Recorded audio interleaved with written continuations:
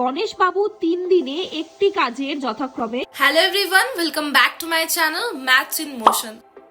আজকে আমরা করব ক্লাস 7 এর প্রথম অধ্যায়ে কষে দেখি 1.1 এর 3 নম্বর অঙ্কটা, যেখানে অলরেডি বলা আছে যে গণেশ বাবু 3 দিনে একটি কাজের যথাক্রমে 3/14, 4/7 এবং 1/21 অংশ শেষ করেছেন। তিনি 3 দিনে মোট কত অংশ কাজ শেষ করেছেন এবং এখনো কত অংশ কাজ বাকি আছে।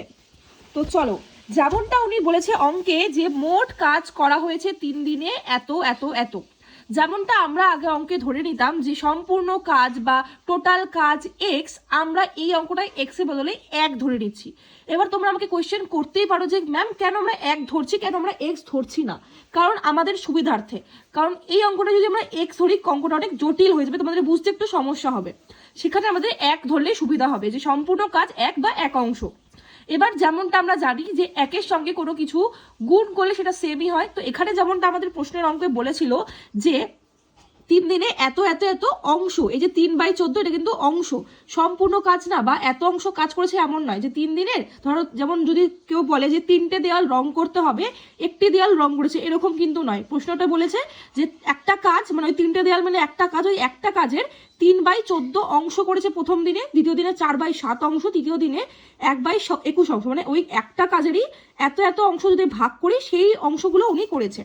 তো তেমনই আমরা এখানে যেমন বলেছে যে এই কাজগুলো যেহেতু করে ফেলেছে, তো সেগুলো আমাদের প্রশ্নতেই জিজ্ঞেস করেছে যে টোটাল কত অংশ কাজ কিন্তু করে সেটা বা শেষ করেছেন। তো সেটা বার করতে গেলে আমাদের প্রথমে এই যে 3টে কাজ এটাকে যোগ করতে হবে।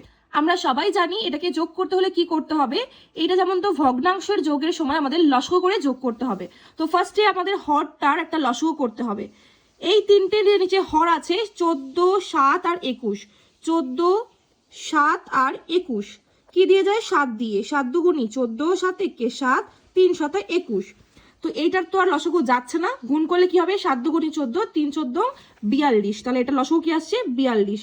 এবার যেমনটা আমরা করে থাকি 42কে দিয়ে এটাকে ভাগ করতে হবে, ওপরটাকে গুণ। তো সেভাবে করলে কি হবে 14কে 42 দিয়ে যদি ভাগ করি কত আসবে 3, 3 তিরিককে 9 প্লাস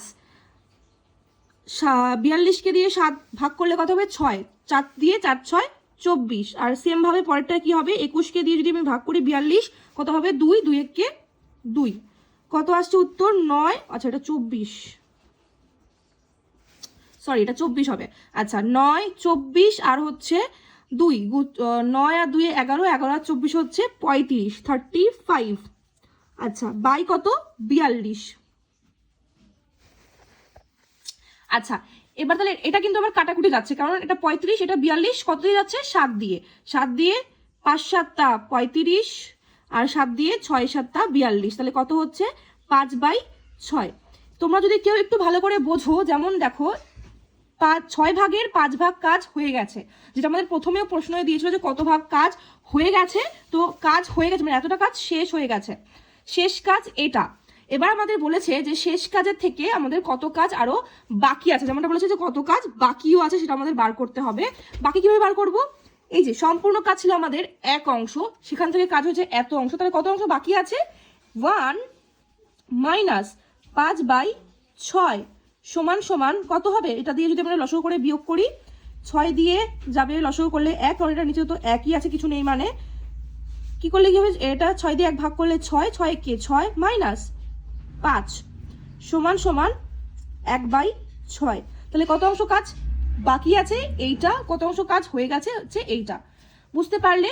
এরকমই আরো অনেক অঙ্ক দেখতে হলে আমার চ্যানেলটাকে অবশ্যই সাবস্ক্রাইব করো। দেখা হচ্ছে পরের ভিডিওতে, বাই।